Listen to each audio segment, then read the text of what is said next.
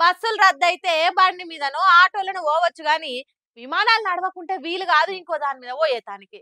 Hago అందుకే పడరాని పాటలు పడుతుండ్రు తక్కువ కాలంలో ఎక్కువ దూరం ప్రయాణం చేసేటోళ్ళు. చూడుండ్రి ఎంత ఆగమైతున్నారో 3-4 రోజుల ముందే టికెట్లు బుక్ చేసుకొని విమానం డిపోకి వచ్చినోళ్ళు.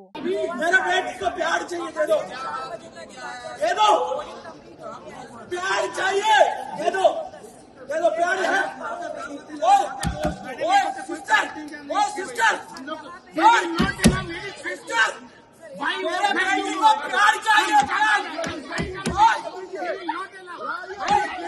मेरा बेटी का ब्लड आ रहा ब्लड नीचे से ब्लड आ रहा प्यार चाहिए दे दो क्यों नहीं कर सकता क्यों नहीं कर सकता क्यों नहीं कर सकता मेरे को प्यार चाहिए కొండలను పిండి వేసేంత కోపంతోని పండ్లు పటపట పటపట కొరుకుతున్నాడు.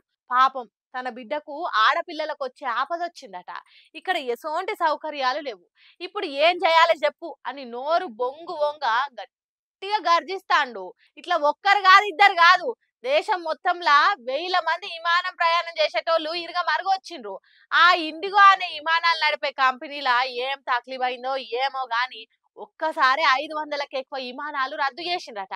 అందుకే విమాన స్టేషన్లు సమ్మక్క సారక్క జాతర తీరుగైనాయి.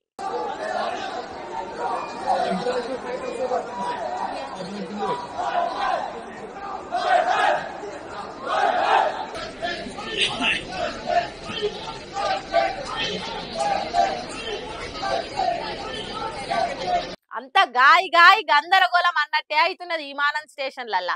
వేల మంది ఒక్క దగ్గరకు చేరే వరకు కిటకిటలాడినాయట ఎయిర్పోర్ట్లు. కొందరు 2-3 రోజుల నుంచి పడిగాపులు కాస్తున్నారట. అక్కడ తిననీకే తిండి లేదు, పండుకొను జాగా లేదు. ఆపదంటే ఆదుకునే మనుషులు కూడా లేరట. ఆ విమానాలు నడిపే ఇండిగో కంపెనీని ఇంట్లో మన్నువాడ గింత తిప్పల పెడుతున్నాడు అని తిడుతున్నారట. ఇక మన శంషాబాద్ ఎయిర్పోర్ట్ లో మాత్రం అయ్యప్ప స్వాములు ఇడుముని నెత్తి మీద పెట్టుకొని మస్తు తిప్పల పడ్డారు.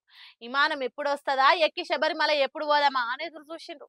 ఇట్లా జరగబట్టి 3 రోజులు అవుతున్నందుకు అరిగోసలు పడుతున్నారు ప్రయాణాలు చేసేటోళ్ళు. దీనికి తగ్గట్టు ఇండిగో కంపెనీ వాళ్ళు వచ్చే ఏడాది ఫిబ్రవరి 10వ తారీఖు నాటికి విమానాలు పూర్తిగా నడుపుతాం, అప్పటి వరకు మమ్మల్ని క్షమించుండ్రి అని చేతులు ఎత్తేసిందట.